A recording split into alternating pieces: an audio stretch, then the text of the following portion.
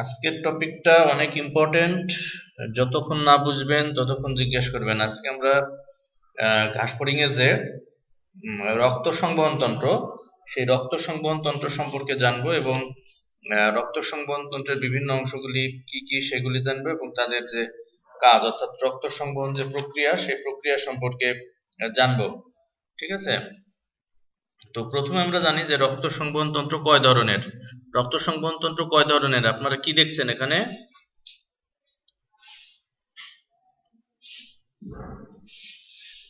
এখানে কি দেখতে পাচ্ছেন যে একটা হচ্ছে, হ্যাঁ, দুই ধরনের।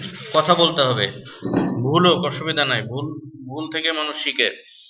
আচ্ছা, রক্ত সংবহন তন্ত্র হচ্ছে দুই ধরনের, একটি হচ্ছে মুক্ত সংবহন, আরেকটি হচ্ছে বদ্ধ সংবহন।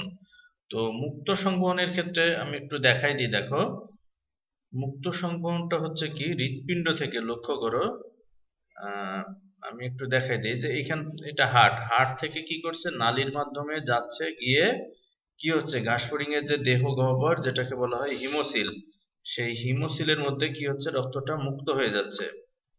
হৃৎপিণ্ড থেকে কি করছে, নালিকা পথে প্রবেশ করছে, প্রবেশ করে সেই রক্তগুলি কি হচ্ছে, যে হিমোসিল, এই যে ঘাসফড়িং এর দেহের ভিতর যে ফাঁকা গহ্বর থাকে সেই যখন কি করছে, যে রক্তটা সম্পূর্ণরূপে আবদ্ধ পথে পরিবাহিত না হয়ে কি করছে, দেহ গহ্বরে মুক্ত হয়ে যাচ্ছে।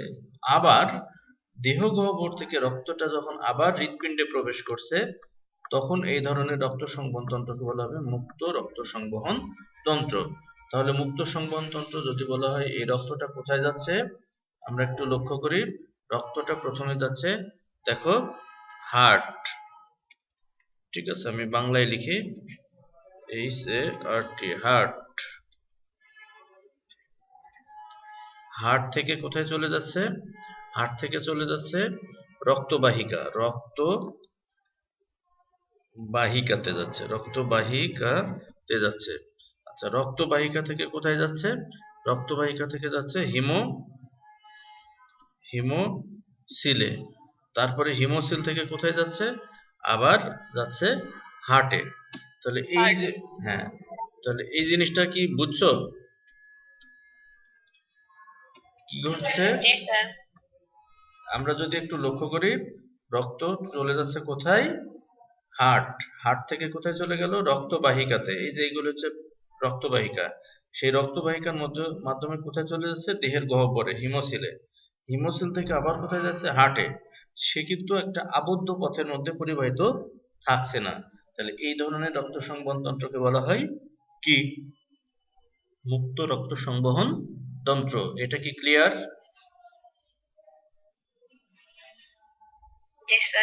ওকে। আর বদ্ধ সংবহন তন্ত্র হচ্ছে কি, দেখো এখানে এই চিত্রটা খেয়াল করো, যে বদ্ধ সংবহন তন্ত্র যদি আমরা দেখি, রক্তটা সম্পূর্ণরূপে আবদ্ধ পথে পরিবাহিত হচ্ছে। দেখো, রক্তটা কি হচ্ছে, দেখো এই যে হার্ট, হৃৎপিণ্ড থেকে চলে যাচ্ছে ধমনী বা শিরার মধ্যে, সেই ধমনী শিরার মধ্যে থেকে আবার আবদ্ধ পথে কৌশিক জালিকাতে প্রবেশ করছে, কৌশিক জালিকা থেকে আবার শিরা ধমনীর মধ্যে দিয়ে আবার কোথায় চলে আসছে, যে হার্টে চলে আসছে। দেখো এখানে কিন্তু এই যে দেহের যে গহ্বর, সেই গহ্বরে কিন্তু রক্তটা মুক্ত হচ্ছে না, না হয়ে সম্পূর্ণরূপে আবদ্ধ পথে ধমনী বা শিরা বা কৌশিক জালিকার মধ্যে আবদ্ধ অবস্থায় যখন পরিবাহিত হচ্ছে, তখন সেটাকে বলা হচ্ছে কি, বদ্ধ সংবহন। এইটুকু বোঝনি কে, বলো?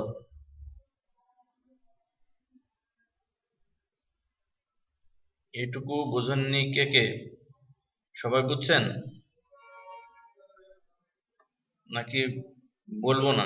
এত কষ্ট করে মানে না বুঝে আছি, বলবো কেন নাকি? বুঝছেন? আচ্ছা, এখন যদি বলা হয় এই মুক্ত সংবহন তন্ত্রটা কোথায় পাওয়া যায় আর এই বদ্ধ সংবহন তন্ত্রটা কোথায় পাওয়া যায় আমাদের জানতে হবে। তো মুক্ত সংবহন তন্ত্র যদি বলা হয় কোথায় পাওয়া যায় বলেন তো? মুক্ত সংবহন তন্ত্র আমরা যদি বলি কোথায় পাবো, এটা পাবো পতঙ্গে। ঠিক আছে, পতঙ্গে। পতঙ্গে মানে কি, আর্থ্রোপোডা পড়বে। তারপরে কোথায় পাবো মুক্তটা, মোলাস্কা পড়বে, মোলাস্কা পড়বে। কোথায় পাওয়া যাবে বুঝছেন? জি স্যার। তাহলে যদি বলা হয় যে আর্থ্রোপোডা পর্বে কোন ধরনের রক্ত সংবহনতন্ত্র দেখা যাবে? মুক্ত। মুক্ত। মুক্ত রক্ত। আমরা যেহেতু কি বলে এটা আমরা পড়ছি এখন ঘাস ফড়িং, তো ঘাস ফড়িং তো আর্থ্রোপোডা পর্বের প্রাণী, সে একটা পতঙ্গ, তাহলে সেখানে মুক্তটা পাওয়া যাবে। আর যদি বলা হয় যে বদ্ধটা কোথায় পাওয়া যাবে, কি মনে হয় বদ্ধটা কোথায় পাবো আমরা? অ্যানেলিডায় পাবো। কোথায় পাবো? অ্যানেলিডা। হ্যাঁ, অ্যানেলিডা যে পর্বটা রয়েছে সেই অ্যানেলিডা পর্বে পাবো। তারপরে যদি বলা হয় করডাটা যে পর্ব রয়েছে সেই করডাটা পর্বে আমরা পাবো কি, যে বদ্ধ সংবহনতন্ত্র। এইটুকু বুঝতে অসুবিধা আছে? না স্যার। ওকে, তো এখন যদি বলা হয় মুক্ত সংবহনতন্ত্র বলতে কি বোঝায়, বদ্ধ সংবহনতন্ত্র বলতে কি বোঝায়, সংজ্ঞাটা লিখে একটা উদাহরণ দিয়ে দিতে হবে যে এটা এটা কোথায় পাওয়া যায়। কি পারা যাবে? জি স্যার, পারা যাবে। ওকে, আমরা এখন তাহলে পরেরটায় যাই। দেখি পরে কি আছে।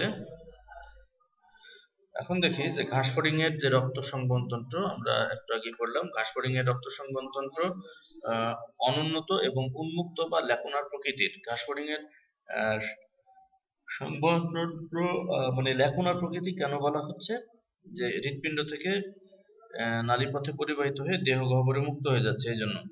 তো রক্ত সংবহনের জন্য ঘাস ফড়িং এর রক্তনালীগুলো শিরা বা কৌশিক জালিকা গঠন করে না।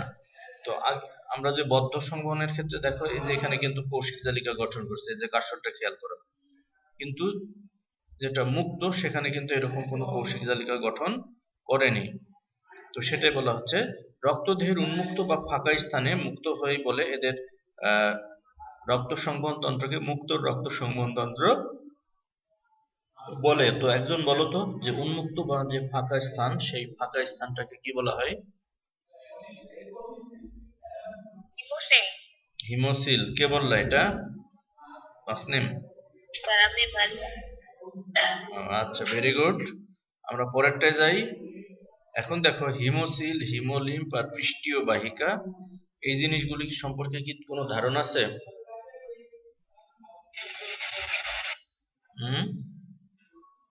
হিমোসিল কি একজন বলো?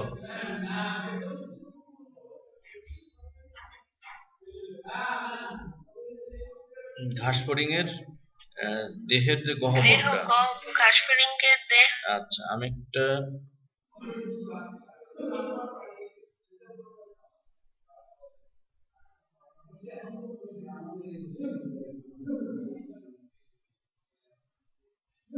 এরকম আমি একটা দেহ মানে আঁকলাম,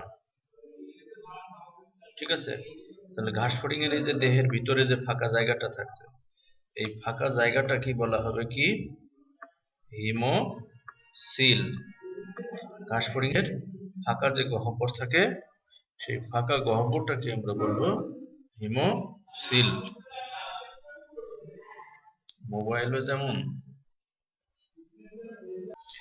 আমি যেটা বলছিলাম যে আমরা যদি একটা ঘাস ফড়িং এর মোটামুটি একটা চিত্র আঁকি এরকম,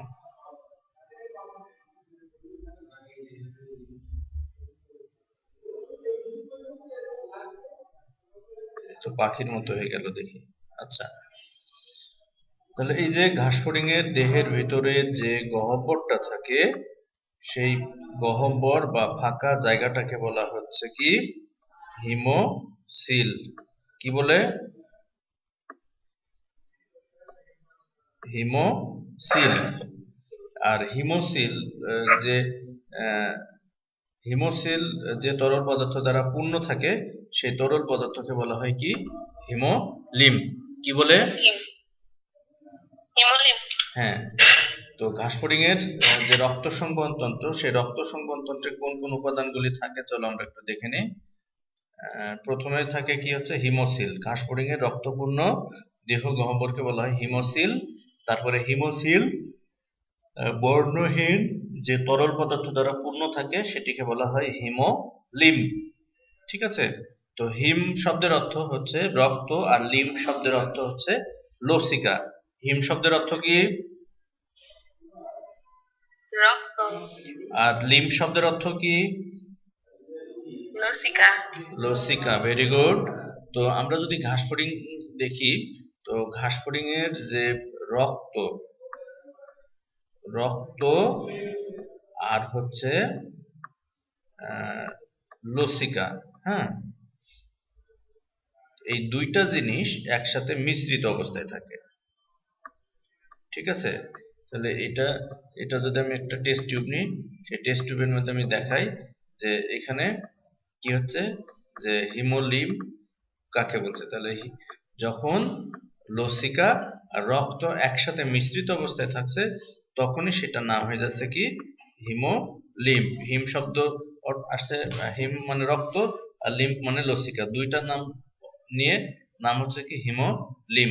ক্লিয়ার? জি স্যার। তাহলে এই যে হিম মানে হচ্ছে কি রক্ত, রক্ত, আর লিম মানে হচ্ছে লসিকা। ক্লিয়ার? ওকে, আমরা পরেরটায় জি যাই। স্যার। পরেরটা দেখি। এরপরে যেটা আছে যে পৃষ্ঠীয় বাহিকা, অর্থাৎ যে নালিকার মাধ্যম দিয়ে কি হবে রক্ত চলাচল করবে, এই যে হিমোলিম্বগুলি পরিবাহিত হবে সেগুলিকে বলা হচ্ছে পৃষ্ঠীয় বাহিকা। তো পৃষ্ঠীয় বাহিকা যদি আমরা খেয়াল করি, এখানে দেখো এই যে পেছনের দিকে একটা থাকে, এটাকে বলা হচ্ছে পশ্চাৎ অ্যাওর্টা, আর সামনের এটাকে বলা হচ্ছে সম্মুখ অ্যাওর্টা। কি বলা হলো?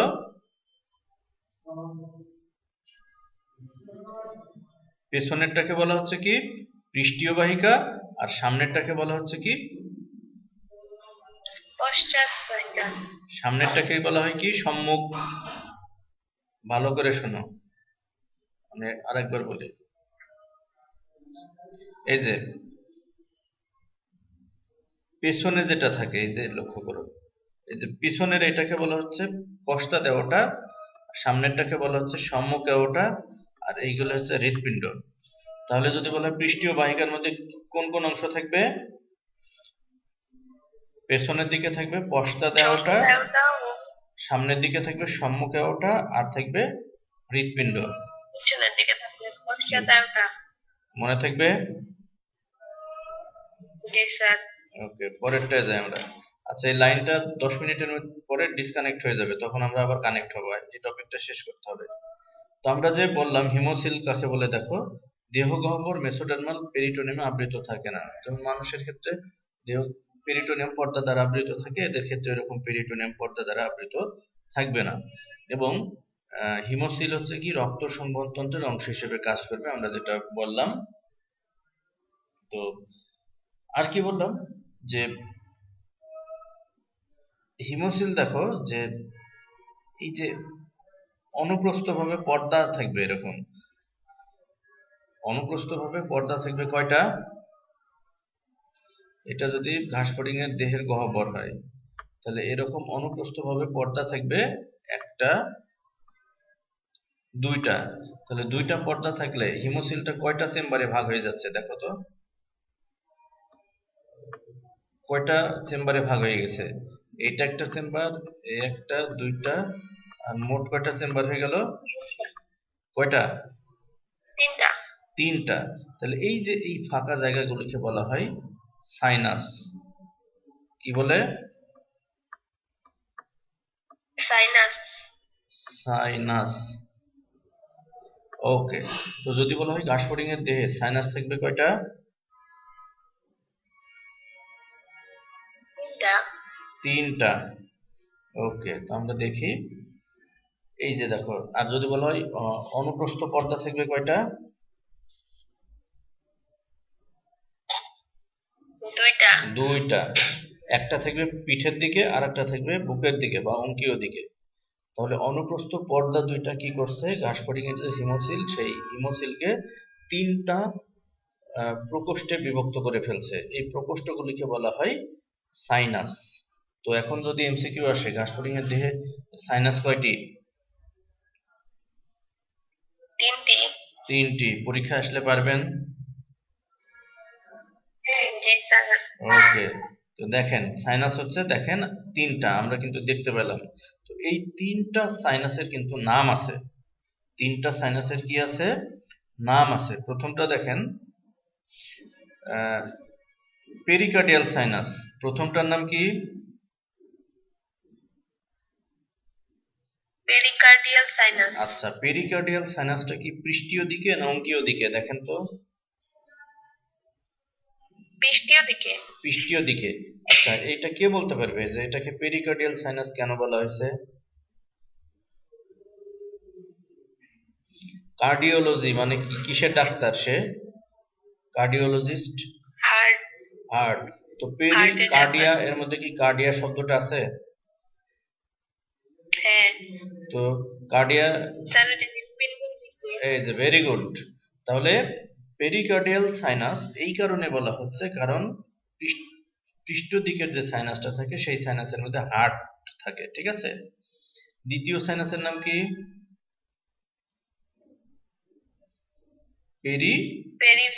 Visceral sinus. তো ভিসেরা শব্দটা আসছে অনেকটা পৌষ্টিক তন্ত্র থেকে, বুঝছো? পৌষ্টিক পরিপাক তন্ত্র থেকে। তাহলে এখন কি মনে হয় যে এই পেরিভিসেরাল সাইনাসের মধ্যে কি থাকবে? পৌষ্টিক নালী। হ্যাঁ, পৌষ্টিক নালী এবং রিপ্রোডাক্টিভ যে অর্গান সেই অংশগুলি থাকবে পেরিভিসেরাল সাইনাসে। আর নিউরন শব্দের অর্থ কি? নিউরন কোথা থেকে আসছে? নিউরন স্নায়ুতন্ত্র, তাই না? তো এইবার দেখো পেরিকার্ডিয়াল সাইনাস দেহের পৃষ্ঠ দিকে অবস্থান করবে, এর মধ্যে হৃৎপিণ্ড থাকবে। পেরিভিসেরাল সাইনাস তাহলে এটি পৃষ্ঠ এবং অঙ্কীয় পর্দার মাঝখানে থাকবে এবং এর মধ্যে পৌষ্টিকতন্ত্র, রেচনতন্ত্র এবং প্রজনন তন্ত্রের অংশগুলি থাকবে। আর পেরিনিউরাল সাইনাস যেটা, এটা দেহের অঙ্কীয় দিকে থাকবে এবং এর মধ্যে স্নায়ুতন্ত্র থাকবে। এটা কি বোঝা গেছে? জি স্যার। ওকে, যদি ডিসকানেক্ট হয় সবাই আবার জয়েন করবা, এই টপিকটা শেষ করতে হবে। আর হিমোসিল, হিমোসিল তো আমরা জানলাম দেহের গহ্বর।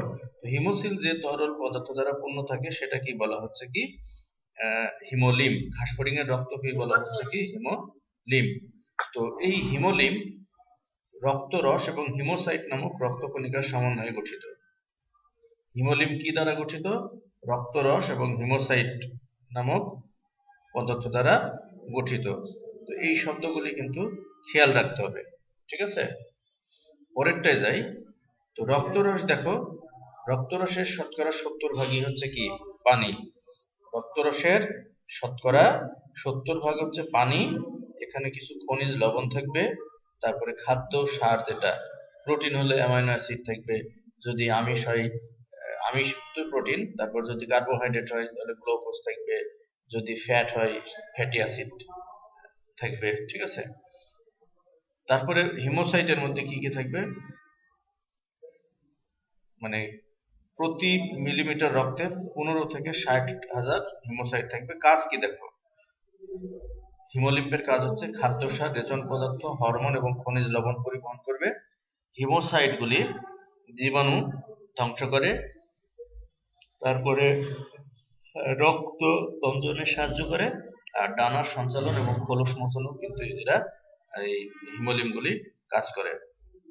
তো আমরা কিন্তু ইতিমধ্যেই দেখেছিলাম যে পৃষ্ঠীয় বাহিকা, আমি একটু আগেই বললাম যে সম্মুখে ওটা থাকবে, পশ্চাদে ওটা থাকবে, হৃদ প্রকোষ্ঠ থাকবে। তাহলে এইগুলি হচ্ছে পৃষ্ঠীয় বাহিকা, অর্থাৎ এইগুলির মাধ্যমে কি হবে? ঘাসফড়িং এর যে রক্ত, সেই রক্ত কিন্তু প্রবাহিত হবে। এই যে দেখো ঘাসফড়িং এর হৃৎপিণ্ড কিন্তু একেবারে কেটে ডিসেকশনের মাধ্যমে দেখো দেখানো হয়েছে, হৃৎপিণ্ড পৃষ্ঠদেশে থাকে। তো ঘাসফড়িং এর হিমোসিলের পৃষ্ঠদেশে টার্গামের নিচে 7 প্রকোষ্ঠ বিশিষ্ট হৃদযন্ত্র অবস্থিত। কয় প্রকোষ্ঠ বিশিষ্ট? 7 প্রকোষ্ঠ।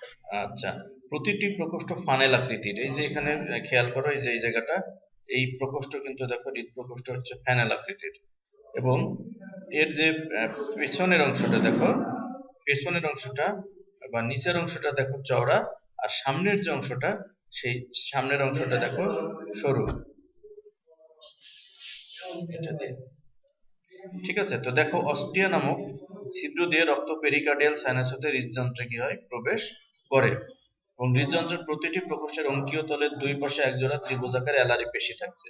তো এই যে দেখো অ্যালারি পেশি এখানে দেখছো, এই যে ত্রিভুজাকার, ত্রিভুজের মতো দেখতে, এই পেশিগুলিকে বলা হচ্ছে অ্যালারি পেশি। এই অ্যালারি পেশিগুলির সংকোচন প্রসারণের মাধ্যমেই কিন্তু রক্ত পরিবাহিত হয়।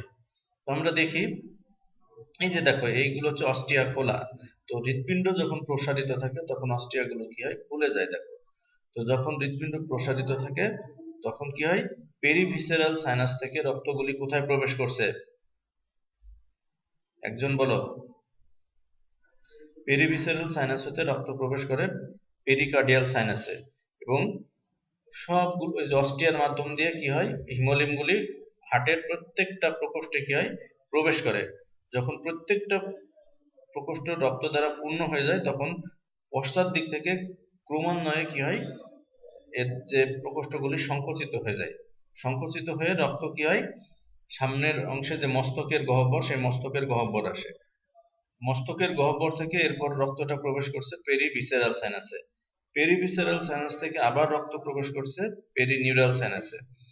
এই ঘটনার পর্যায়ক্রমের মাধ্যমে কিন্তু রক্ত প্রবাহিত হয়। তো হৃদযন্ত্র এবং অ্যালারি পেশির সংকোচন প্রসারণের পরেই ঘাসফড়িং এর দেহের বিভিন্ন অঞ্চলে রক্ত কি হয়, প্রবাহিত হয়। এবং এই যে হৃদযন্ত্রের স্পন্দন প্রতি মিনিটে 100 থেকে 110 বার হয়। ঠিক আছে, তাহলে আমরা দেখি পেরিকার্ডিয়াল সাইনাস থেকে আবার হৃৎপিণ্ডের প্রসারণ ঘটছে। প্রসারণ ঘটলে কি হয়, হৃৎপিণ্ডের গহ্বরের ভিতরে হিমোলিম্ব প্রবেশ করছে। তারপরে কোথায়, হৃৎপিণ্ডের সংকোচন ঘটছে। সংকোচন ঘটলে কি হচ্ছে, পৃষ্ঠীয় ধমনীর মধ্যে রক্ত প্রবেশ করছে এবং এরপরে মস্তকের সাইনাসে যাচ্ছে। মস্তকের সাইনাস থেকে পেরিনিউরাল সাইনাস, তারপরে পেরিভিসেরাল সাইনাস, আবার পেরিকার্ডিয়াল সাইনাস। এইভাবেই কি হচ্ছে, ঘাসফড়িং এর রক্ত সংবহন প্রক্রিয়া সংগঠিত হচ্ছে। এইভাবেই কি হচ্ছে, যে রক্তটা প্রবাহিত হচ্ছে। আমরা চিত্রে দেখতে পাচ্ছি বিষয়গুলি কি ঘটছে। তো এখন একজন বলো তো যে হিমোলিম্ব কি, একজন বলো হিমোলিম্ব কাকে বলে, মারিয়া বলো। রক্ত ও লসিকার সাথে মিশ্রিত হয়েছে। যদি কিছু মনে না থাকে সরাসরি বলবা, ঘাসফড়িং এর রক্তই হলো হিমোলিম্ব। রক্ত ও বা লসিকার হিমোসিল সাথে যে ঘটিত তরল হয়েছে। পদার্থ দ্বারা পূর্ণ থাকে, হিমোসিল যে তরল পদার্থ দ্বারা পূর্ণ থাকে সেটাই হচ্ছে হিমোলিম্ব। আচ্ছা, হিমোসিল বলতে কি বোঝায়? স্যার, এটা কি বর্ণহীন? হ্যাঁ, বর্ণহীন, কারণ হিমোগ্লোবিন থাকে না এখানে। আচ্ছা, হিমোসিল কাকে বলে? ঘাসফড়িং এর দেহ গহ্বরকে হিমোসিল ভেরি বলে। গুড। আর ঘাসফড়িং এর রক্ত সংবহন তন্ত্র আমরা তো দেখলাম। আচ্ছা, একটা পার্থক্য বলো মানুষের হৃৎপিণ্ডের সাথে ঘাসফড়িং এর হৃৎপিণ্ডের, একটা পার্থক্য বলো তো। মানুষের হার্টের প্রকোষ্ঠ কয়টি? 4টি। ঘাসফড়িং এর কয়টি? 3টি। আচ্ছা, এইটাই তো। আজ তাহলে এ পর্যন্তই, আগামী দিন আবার কথা হবে। হ্যাঁ, আর তোমাদের আজকের এই ক্লাসটি আমি ইউটিউবে দিয়ে দেব, এবং ইউটিউবের যে ভিডিও ডেসক্রিপশন সেখানে একটা লিংক দেওয়া থাকবে। তো ভিডিওটা দরকার হলে আবার দেখবা, দেখে পরীক্ষা দিবা। ঠিক আছে, সেই গুগল ফর্মের লিংকে গিয়ে। আর অন্যরা যেন ভিডিওটা দেখতে পারে, একটু ফেসবুক থেকে শেয়ার দিয়ে দিবা। হ্যাঁ,